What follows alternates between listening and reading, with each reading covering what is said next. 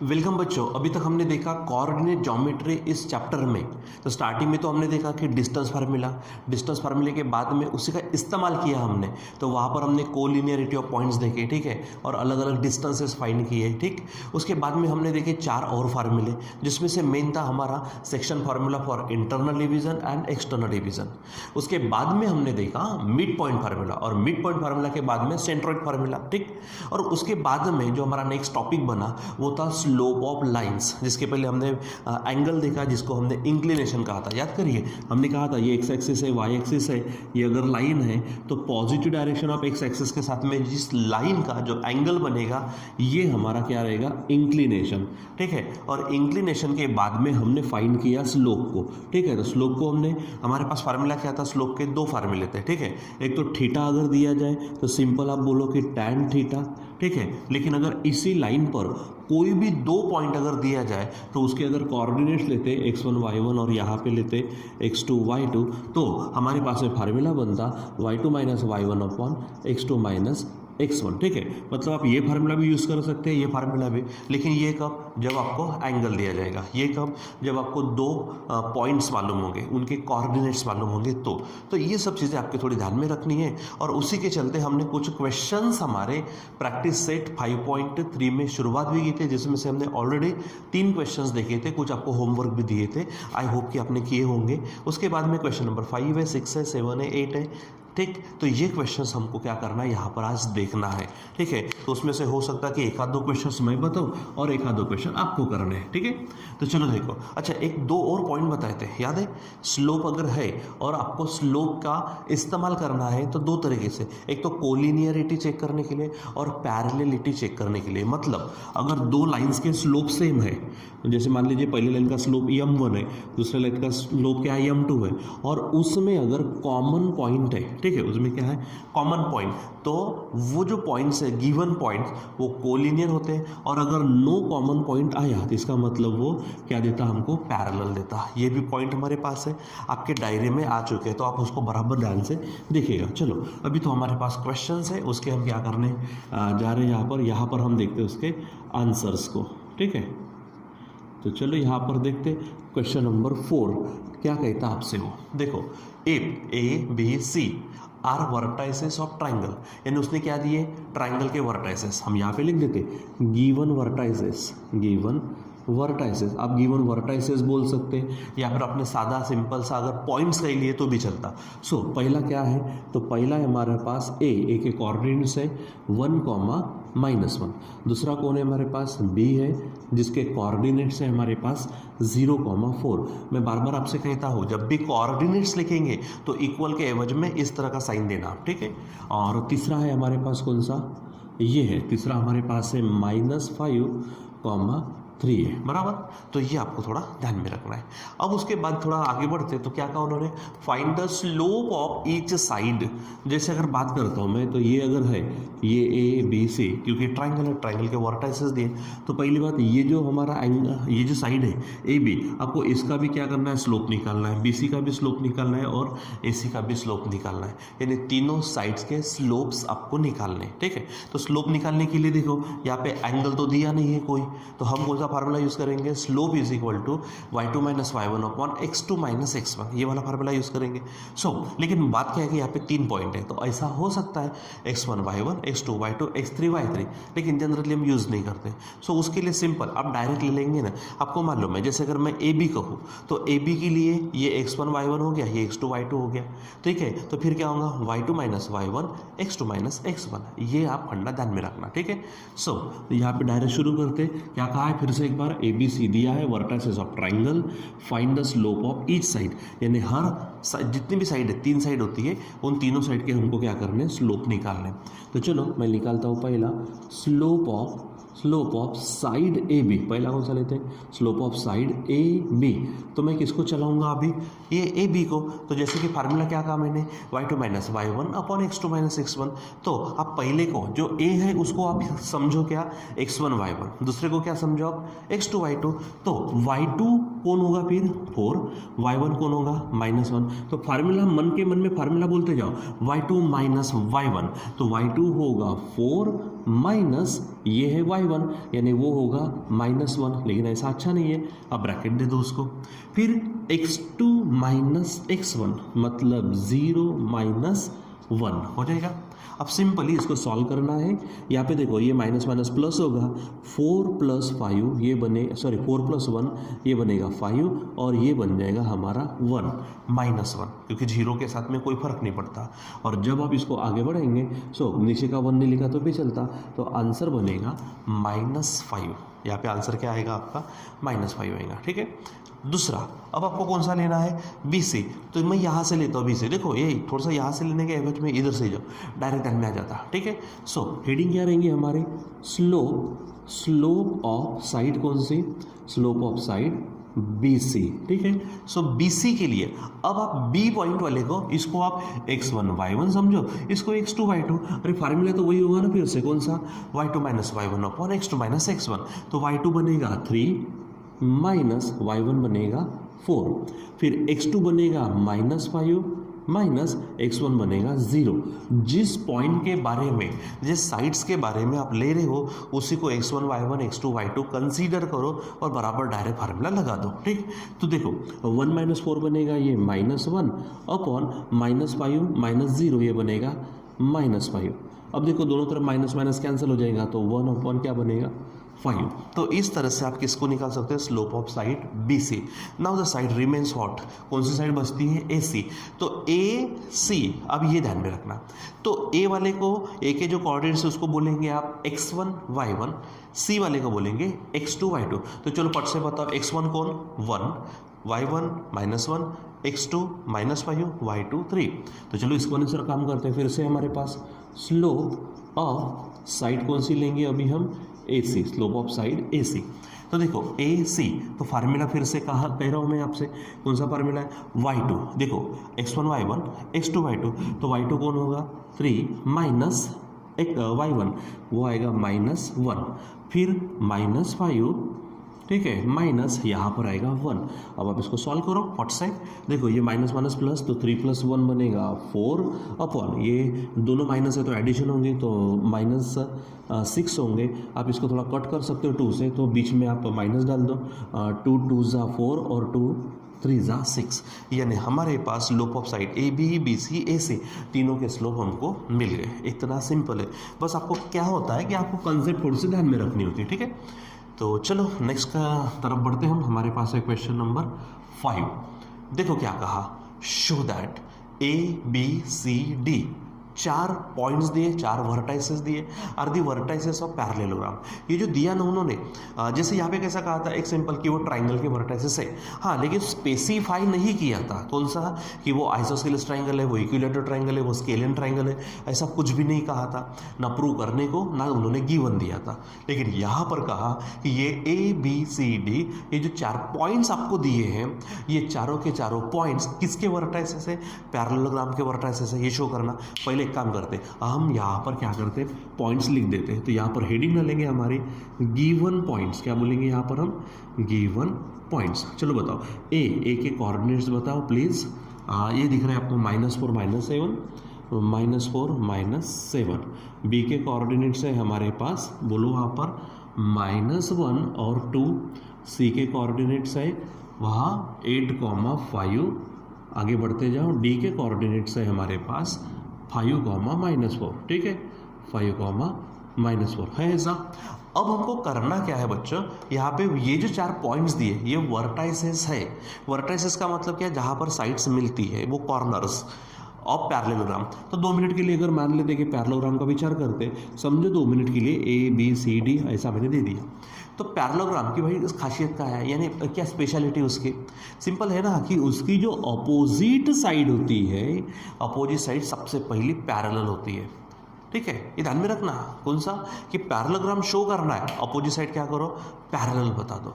तो एक काम करते ना हम, जब मैं बात करूंगा ए बी, ठीक है, तो दूसरी बात होंगी हमारे डी सी, तो ए बी के साथ डी सी क्या आना चाहिए, पैरेलल। दूसरी बात अगर मैं करूँ ए डी, तो ए डी के साथ बी सी क्या आना चाहिए, पैरेलल।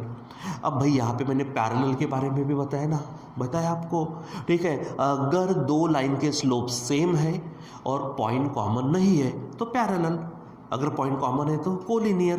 तो मैं सबसे पहले क्या करूँगा, स्लोप कंसेप्ट यूज़ करूँगा। मैं पहले सबसे पहले तो ये कर लो आप, पहले आप A B B C C D A D इनके चारों के स्लोप निकाल दो। फिर आप चेक किसको करेंगे, ए बी के साथ चेक करो आप डी सी को, या फिर सी डी बोल सकते हो, और ए डी के साथ चेक करो बी सी को। इनके स्लोप सेम रहने चाहिए। और देखो वैसे नाम तो सेम, वैसे भी कॉमन पॉइंट आने वाला नहीं है। अगर वो दोनों के दोनों पैरेलल अगर आ गए तो हम बोलेंगे कि opposite both pairs of opposite sides are parallel, so the quadrilateral is parallelogram. ठीक, तो सबसे पहले we find here the slopes of each and every side of this quadrilateral. So heading डालते हैं स्लोप ऑफ साइड, सबके क्या निकालो आप, स्लोप निकालो। तो मैं पहला स्लोप ऑफ साइड लेता हूँ A B, slope of side A B फटाफट निकालते हैं। और जैसा ये किया ना बच्चों वैसा ही करना फटाफट, लेके ना ए बी। तो आप क्या करो, इसमें मैंने वो अपना जो डिस्टेंस फार्मूला है, वो डिस्टेंस फार्मूला भी मैं एक टेक्निक बताई थी, कौन सा, next minus previous, next minus previous. आप ऐसा चला सकते हो, थोड़ा फटाफट फास्ट करेंगे। चलो आ जाओ, ये ए बी लिया ना, तो यहाँ पर ये y2 y1 x2 x1 फटाफट बिल्कुल होने को ना, तो क्या होगा 2 माइनस माइनस 7, ठीक है। उसके बाद में यहाँ पर है -1 माइनस -4, बराबर फटाफट करना है। तो यहाँ पर क्या हो जाएंगे 2 माइनस माइनस प्लस, तो ये बनेगा हमारे पास में, चलो ले लो, ये बन जाएगा 9 अपॉन ये माइनस माइनस प्लस होगा, तो 4 में से अगर 1 जाता है तो 3 आएगा। तो आंसर होगा यहाँ पर 3 3 9 होगा। चलो आगे बढ़ते हैं, दूसरा ले लेते हैं। यहाँ पर कौन सा, स्लोप ऑफ साइड कौन सी लेंगे हम, एकदम फटाफट बोलो, ठीक है। तो BC है, तो BC के लिए क्या हो जाएगा, पहले नाम दे दो इसको BC। तो यहाँ पर होगा 5 माइनस 2 अपॉन यहाँ पर होगा 8 माइनस माइनस 1 होगा। तो 5 माइनस 2 ये बनेगा 3 अपॉन 8 माइनस माइनस प्लस ये बनेगा 9। बोलते जाओ 3 1 ज़ा 3, ठीक है, और 3 3 ज़ा 9, ठीक। चलो उसके बाद में देखो फट से मेरे साथ आप भी बोलते जाओ मन के मन में, स्लोप ऑफ साइड कौन से हमारे, स्लोप ऑफ साइड ये CD ले लेते हैं। चलो CD, तो CD के लिए क्या होगा, फट से -4 -5, यहाँ पर होगा 5 माइनस 8, आगे बोलो -4 -5 मैं कहता हूँ -9, 5 माइनस 8 ये बन जाएगा हमारा -3, माइनस माइनस कैंसल, 3 3 ज़ा 9, ठीक है। चलो फट से आगे बढ़ते जाओ, स्लोप ऑफ साइड कौन सी लेंगे, अब मैंने कहा था ए बी हो गई, बी सी हो गई, सी डी हो गई, ए डी। तो ये ए डी है हमारे पास, इस ए डी को भी हमको करना पड़ेगा। तो क्या है, slope of side A D, ठीक है, साइड का नाम है ए डी, ठीक। आगे बढ़ते हैं, ये देखो ए डी यानी ये, तो -4 माइनस -7 अपॉन यहाँ पर होगा 5 माइनस, ये थोड़ा सा हटा दो यहाँ से, ये बन जाएगा -4, ठीक। और यहाँ से इसको हटा देते हैं हम, ठीक। चलो आगे बढ़ते हैं, देखो तो ये माइनस माइनस प्लस होगा, यानी -4 प्लस 7 मतलब हो जाएगा 3, ठीक है। और ये बनेगा माइनस माइनस प्लस 5 प्लस 4 आ जाएगा 9, तो 3 1 ज़ा 3, 3 3 ज़ा 9 हो जाएगा। हाँ आप एक काम कर सकते हो, थोड़ा सा यह जगह मेरे पास कम है, आप बराबर जगह ढूंढ कर इनको इक्वेशंस नाम दे सकते हो, ठीक है। और यहाँ पर इक्वेशन ये बन गया आपका 4। सो मैं यहाँ कहता हूँ फ्रॉम किसके पूरा ले लेता हूँ, फ्रॉम 1 2 3 4। देखो क्या कहा था मैंने, अपोजिट साइड्स। तो यहाँ पे फिर से निकालता हूँ, ये A B C D है, तो आप A B के साथ किसको देखेंगे, C D को। तो देखो ना, ये देखो ये A B है और ये C D, दोनों के स्लोप देखो कैसे आए हैं 3 3, यानी क्या बोलेंगे, स्लोप ऑफ साइड कौन सी, A B is equal to, हम कहेंगे स्लोप ऑफ साइड कौन सी आ रही है हमारी, यहाँ पर साइड हो रही है साइड सी डी, ठीक।